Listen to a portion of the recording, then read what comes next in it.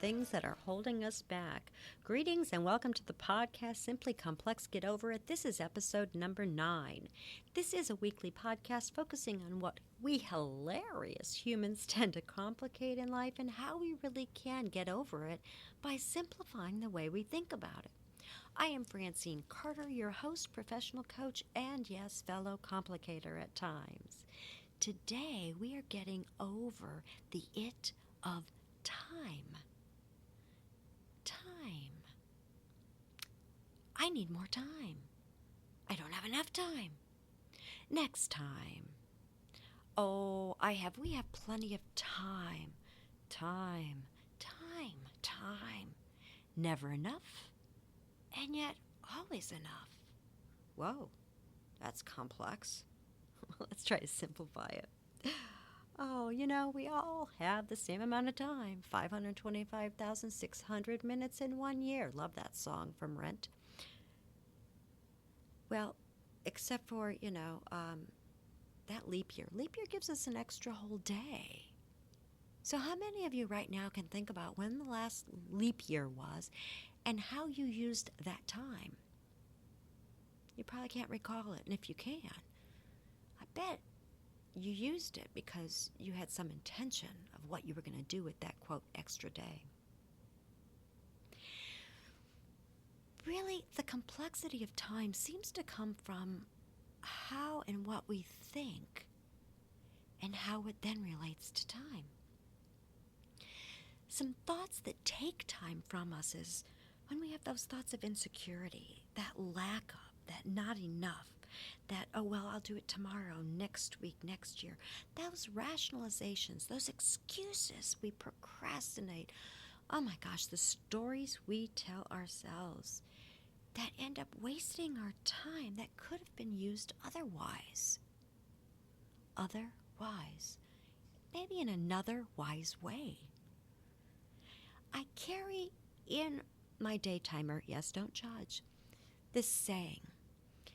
And at the top it's entitled, Why Complicate Life? And underneath it says, missing someone, call. Want to meet up? Invite. Want to be understood? Explain. Have questions? Ask. Don't like something? Say it. Like something? State it. Want something? Ask for it. Love somebody? Tell it. And then it goes on to say, nobody will ever know what's going on in your mind.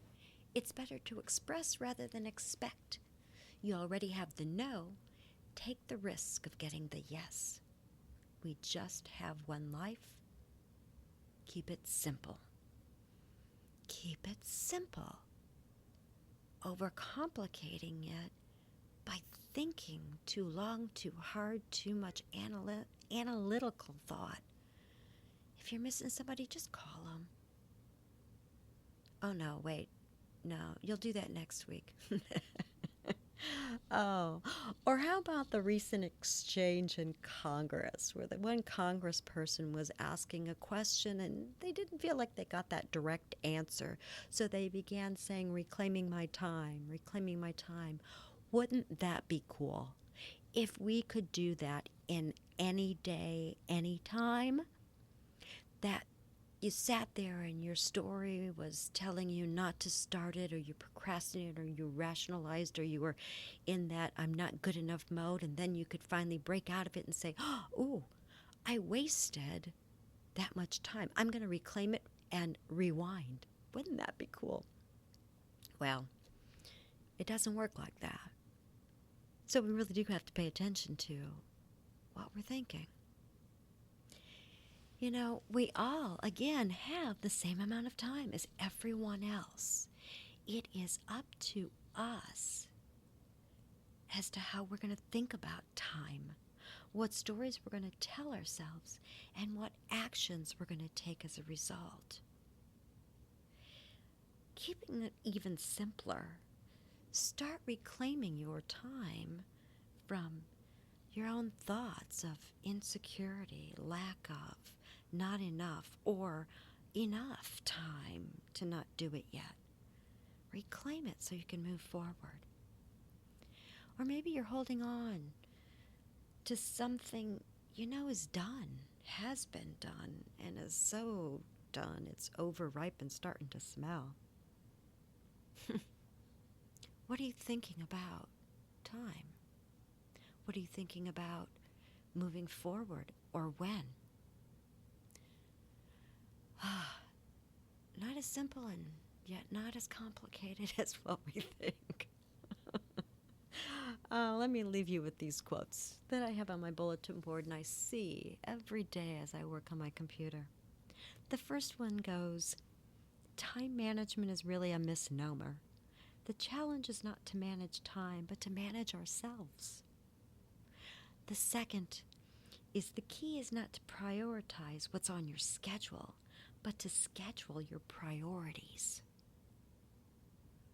Another one, you have to decide what is your highest priorities and have the courage, pleasantly, smilingly, non-apologetically, to say no to other things. And the way you do that is by having a bigger yes burning inside. The enemy of best is good. You know, as a result of doing that, what you're going to find is one of the best quotes. It says, the best way to predict your future is to create it. And we need time to create it. But what are we thinking in our time? Is it holding us back and wasting it? Or is it moving us forward and using it wisely? Wow. It sounds like it's time to rethink, reclaim, and take your time. Thank you for listening, thinking, and maybe even laughing with me today as we explored getting over the complexities in life by simplifying our thoughts about it. Want more? Go to my website, www.actioncoachingtraining.com, to activate your next steps. Until the next podcast, remember to slow down in order to speed up.